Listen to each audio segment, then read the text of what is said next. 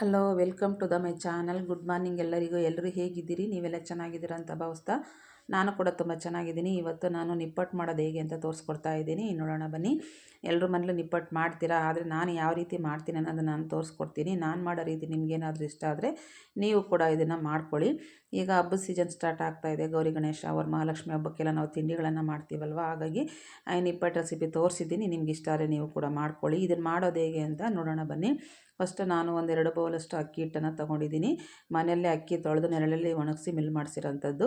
ಅದೇ ಬೌಲಲ್ಲಿ ಅರ್ಧ ಬೌಲಷ್ಟು ಮೈದಾ ಹಿಟ್ಟು, ಅದೇ ಬೌಲಲ್ಲಿ ಅರ್ಧ ಬೌಲು ಚಿರೋಟಿ ರವೆ, ಆಮೇಲೆ 1-2 ಸ್ಪೂನು ಜೀರಿಗೆ, 1-3 ಸ್ಪೂನು ಎಳ್ಳು, ಬಿಳಿ ಎಳ್ಳು, ಖಾರಕ್ಕೆ ಎಷ್ಟು ಬೇಕೋ ಅಷ್ಟು ಖಾರದ ಪುಡಿ, ರುಚಿಗೆ ತಕ್ಕಷ್ಟು ಉಪ್ಪು, ಇಷ್ಟನ್ನು ಸೇರಿಸ್ಕೊಂಡಿದ್ದೀನಿ. ಹಾಗೆ ಅದೇ ಬೌಲಲ್ಲಿ ನಾನು 1/4 ಬೌಲಷ್ಟು ಹುರ್ಗಡ್ಲೆ ತೊಗೊಂಡಿದ್ದೀನಿ, ಅರ್ಧ ಬೌಲಷ್ಟು ಕಡಲೆಬೀಜ ತೊಗೊಂಡಿದ್ದೀನಿ. ಇದನ್ನು ಮಿಕ್ಸಿ ಜಾರಿಗೆ ಹಾಕ್ಕೊಂಡು ಅದೇ ಬೌಲಲ್ಲಿ 1 ಬೌಲಷ್ಟು ಕರಿಬೇವಿನ ಸೊಪ್ಪನ್ನು ಸಹ ಸೇರಿಸ್ಕೊತಾ ಇದ್ದೀನಿ. ಒಣಗಿರೋಂಥ ಕರಿಬೇವಿನ ಸೊಪ್ಪು ಸೇರಿಸ್ಕೊಂಡು ಇದನ್ನು ತರ್ತರಿಯಾಗಿ ರುಬ್ಕೊಂಬರ್ಬೇಕು. ಜಾಸ್ತಿ ನುಣ್ಣಗೆ ಹಾಕ್ಬಾರ್ದು. ಇದು ಕಡಲೆಬೀಜ ತಿನ್ನುವಾಗ ಬಾಯಿಗೆ ಸಿಗ್ತಾಯಿದ್ರೆ ಚೆನ್ನಾಗಿರುತ್ತೆ. ಹಾಗಾಗಿ ಹಸಿ ಕಡಲೆಬೀಜ ಸೇರಿಸ್ಕೊಂಡಿದ್ದೀನಿ. ಯಾಕಂದರೆ ಎಣ್ಣೆಲಿ ಡೀಪ್ ಫ್ರೈ ಮಾಡೋದ್ರಿಂದ ಕಡಲೆಬೀಜ ಅಲ್ಲಿ ಫ್ರೈ ಆಗೋಗುತ್ತೆ. ಹಾಗಾಗಿ ನಾನು ಹಸಿದೇ ಹಾಕ್ಕೊಂಡಿದ್ದೀನಿ. ಇದನ್ನು ತರ್ತರಿಯಾಗಿ ರುಬ್ಕೊಂಡು ಬಂದು ಹಿಟ್ಟಿಗೆ ಸೇರಿಸ್ಕೊಂಡು ಎಲ್ಲ ಮಿಕ್ಸ್ ಮಾಡ್ಕೊತಾ ಇದ್ದೀನಿ. ಹಿಟ್ಟಿಗೆಲ್ಲ ಮಿಕ್ಸ್ ಮಾಡ್ಕೊಂಡಾದ್ಮೇಲೆ ಇದಕ್ಕೆ ಕಾದಿರೋ ಎಣ್ಣೆನ ಹಾಕ್ಕೋತಾ ಇದ್ದೀನಿ. 3 ಸ್ಪೂನು ನಾನು ಎಣ್ಣೆ ಕಾಯಿಸಿಟ್ಕೊಂಡಿದ್ದೆ. ಇದರಲ್ಲಿ 1-2 ಸ್ಪೂನಷ್ಟು ನಾನು ಕಾದಿರೋ ಎಣ್ಣೆನ ಸೇರಿಸ್ಕೊತಾ ಇದ್ದೀನಿ. ಇದು ಕಾದಿರೋ ಎಣ್ಣೆ ಹಾಕೋದ್ರಿಂದ ನಿಪ್ಪಟ್ಟು ಗರಿಗರಿಯಾಗಿ ಚೆನ್ನಾಗಿ ಬರ್ತದೆ. ಎಷ್ಟೊತ್ತಿಟ್ಟು ಇದು ಮೆತ್ತಗಾಗೋದಿಲ್ಲ. ಹಾಗಾಗಿ ಎಣ್ಣೆನ ಸೇರಿಸ್ಕೊಂಡು ನಾನು ಮಿಕ್ಸ್ ಮಾಡ್ಕೊತಾ ಇದ್ದೀನಿ. ಇದೆಲ್ಲ ಮಿಕ್ಸ್ ಮಾಡ್ಕೊಂಡಾದ್ಮೇಲೆ ನೀರನ್ನು ಸೇರಿಸ್ಕೊಂಡು ಇದನ್ನು ಕಲಿಸ್ಕೊಬೇಕು. ಸ್ವಲ್ಪನೇ ನೀರು ಹಾಕ್ಕೊಂಡು ಕಲಿಸ್ಕೊಳ್ಳಿ. ಒಂದೇ ಸತಿ ನೀರು ಹಾಕ್ಬಿಟ್ರೆ ಮೆತ್ತಗಾಗ್ಬಿಟ್ರೆ ಎಣ್ಣೆಗೆ ಹಾಕಿದರೆ ನಿಪ್ಪಟ್ಟೆಲ್ಲ ಒಡೆದೋಗ್ಬಿಡುತ್ತೆ. ಮೆತ್ತಗಿರಬಾರ್ದು. ಹಿಟ್ಟು ಗಟ್ಟಿನೂ ಇರಬಾರ್ದು, ಮೆತ್ತಗಿರಬಾರ್ದು, ಮೀಡಿಯಮ್ಮಾಗಿ ನಾವು ಕಲಿಸ್ಕೋಬೇಕು. ಅಂದರೆ ಒಂದು ಚಪಾತಿ ಹಿಟ್ಟಿನ ಹದಕ್ಕೆ ನಾವು ಕಲಿಸ್ಕೊಬೇಕು. ಹಾಗಾಗಿ ಸ್ವಲ್ಪ ನೀರನ್ನು ನೋಡಿಕೊಂಡು ಹಾಕ್ಕೊಂಡು ಕಲಿಸ್ಕೊಳ್ಳಿ. ನಾನು ಸ್ವಲ್ಪ ನೀರು ಹಾಕ್ಕೊಂಡು ನಾನು ಕಲಿಸ್ಕೊತಾ ಇದ್ದೀನಿ. ನೋಡಿ, ಈಗ ಇಷ್ಟು ಹದಕ್ಕೆ ಇರಬೇಕು. ನೀವು ಜಾಸ್ತಿ ಮಾಡೋರಾದರೆ ನೀವು ಒಂದೇ ಸರಿ ಕಲಿಸ್ಕೊಂಬೇಡಿ. ಯಾಕಂದರೆ ಕಡಲೆಬೀಜ ನೆಂದುಬಿಟ್ರೆ ನಿಪ್ಪಟ್ಟು ಚೆನ್ನಾಗಿ ಬರೋದಿಲ್ಲ, ಮೆತ್ತಗೆ ಬರ್ತದೆ. ಹಾಗಾಗಿ ಸ್ವಲ್ಪನೇ ನೀವು ಎಲ್ಲ ಹಿಟ್ಟನ್ನು ಮಿಕ್ಸ್ ಮಾಡಿ ಇಟ್ಕೊಂಬೇಡಿ. ಕಲಿಸುವಾಗ ಸ್ವಲ್ಪ ಕಲಿಸ್ಕೊಂಡು ನೀವು ನಿಪ್ಪಟ್ಟನ್ನು ಮಾಡಿಕೊಂಡ್ರೆ ತುಂಬ ಚೆನ್ನಾಗಿ ಬರ್ತದೆ. ನಾನಿಲ್ಲಿ ಸ್ವಲ್ಪನೇ ಮಾಡೋದ್ರಿಂದ ನಾನೆಲ್ಲ ಕಲಿಸ್ಕೊಂಡಿದ್ದೀನಿ. ಕಲಿಸ್ಕೊಂಡು ಈಗ ಉಂಡೆ ಮಾಡ್ಕೊತಾ ಇದ್ದೀನಿ. ಪೂರಿ ಮಾಡುವಾಗ ಎಷ್ಟು ಉಂಡೆ ಮಾಡ್ಕೊತೀವೋ ಅಷ್ಟು ಮಾಡಿಕೊಂಡ್ರೆ ಸಾಕಾಗುತ್ತೆ. ನಿಮಗೆ ಎಷ್ಟು ದೊಡ್ಡದು ಬೇಕೋ ಅಷ್ಟು ನೋಡ್ಕೊಂಡು ಮಾಡ್ಕೊಳ್ಳಿ. ನಾನು ಇಷ್ಟು ಸಾಕು ಅಂತ ಮಾಡ್ಕೊಂಡಿದ್ದೀನಿ.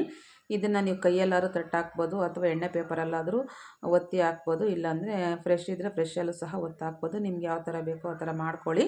ಇಲ್ಲಾಂದರೆ ಚಪಾತಿ ಥರ ಲಟ್ಟಿಸ್ಕೊಂಡು ಯಾವುದಾದ್ರು ಕಟ್ಟರಿಂದ ಕಟ್ ಮಾಡ್ಕೊಂಡಾದರೂ ನೀವು ಡೀಪ್ ಫ್ರೈ ಮಾಡ್ಕೊಬೋದು. ಶೇಪು ಚೆನ್ನಾಗಿ ಬರುತ್ತೆ. ನಾನು ಮನೆಯಾಗೆ ಮಾಡೋದ್ರಿಂದ ನಾನು ಹಾಗೆ ಕೈಯಲ್ಲೇ ತಟ್ಟಿ ಹಾಕಿದ್ದೀನಿ. ಈ ಥರ ಎಲ್ಲ ತಟ್ಟಿ ಹಾಕಿ ಎಣ್ಣೆಲಿ ಡೀಪ್ ಫ್ರೈ ಮಾಡ್ಕೊಬೇಕು 2 ಕಡೆ.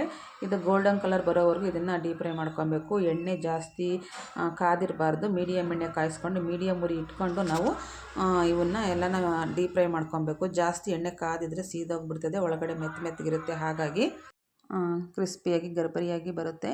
ಹಾಗೆ ನಾನು ಮಾಡಿರೋಂಥ ಎಲ್ಲ ನಿಪ್ಪಟ್ಟುಗಳನ್ನು ಇದೇ ಥರ ಎಣ್ಣೆಗೆ ಹಾಕ್ಕೊಂಡು ಡೀಪ್ ಫ್ರೈ ಮಾಡಿ ಎತ್ತಿಟ್ಕೊತಾ ಇದ್ದೀನಿ. ತುಂಬ ಚೆನ್ನಾಗಿರುತ್ತೆ. ಸ್ವಲ್ಪ ಹೊತ್ತು ಆರಿದ ಮೇಲೆ ತುಂಬ ಕ್ರಿಸ್ಪಿಯಾಗಿ ಒಳಗಡೆ ಮೆತ್ತಗೆ ತುಂಬ ಚೆನ್ನಾಗಿರುತ್ತೆ ನಿಪ್ಪಟ್ಟು. ಈ ಥರ ನಿಮಗೇನಾದರೂ ನಾನು ಮಾಡಿರೋ ರೆಸಿಪಿ ಇಷ್ಟ ಆದರೆ ನೀವು ಕೂಡ ಒಂದು ಸತಿ ಟ್ರೈ ಮಾಡಿ ನೋಡಿ. ಹೇಗೆ ಬಂತು ಅಂತ ನನಗೆ ಕಮೆಂಟ್ ಬಾಕ್ಸಲ್ಲಿ ತಿಳಿಸಿ. ಹಾಗೆ ನಾನು ನಿಮಗೇನಾದರೂ ಯಾವುದಾದ್ರೂ ತಿಂಡಿಗಳು ಇಷ್ಟ ಆಗಿದ್ದರೆ ನನಗೆ ಕಮೆಂಟ್ ಬಾಕ್ಸಲ್ಲಿ ತಿಳಿಸಿದರೆ ನಾನು ನಿಮಗೆ ಮಾಡಿ ತೋರಿಸೋವಂಥ ಪ್ರಯತ್ನ ಕೂಡ ಮಾಡ್ತೀನಿ.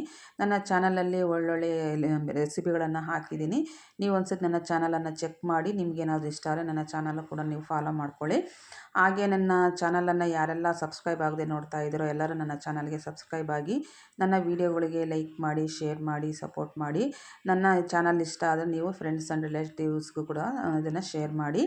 ಹಾಗೆ ನನ್ನ ಚಾನಲ್ ಒಂದು ಸತಿ ನೀವು ಸರ್ಚ್ ಮಾಡಿ ನೋಡಿ. ಒಳ್ಳೆಯ ವೀಡಿಯೋಗಳನ್ನು ಹಾಕಿದ್ದೀನಿ. ನಿಮಗೆ ಆ ವೀಡಿಯೋಗಳು ಇಷ್ಟ ಆಗ್ಬೋದು. ನಿಮಗೆ ಒಳ್ಳೆಯ ಹೆಲ್ತ್ ಬೆನಿಫಿಟ್ ಇರೋಂಥ ವೀಡಿಯೋಗಳನ್ನು ಹಾಕಿದ್ದೀನಿ. ನಿಮ್ಗೆ ಇಷ್ಟ ಆದರೆ ನೀವು ಕೂಡ ಫಾಲೋ ಮಾಡಿ.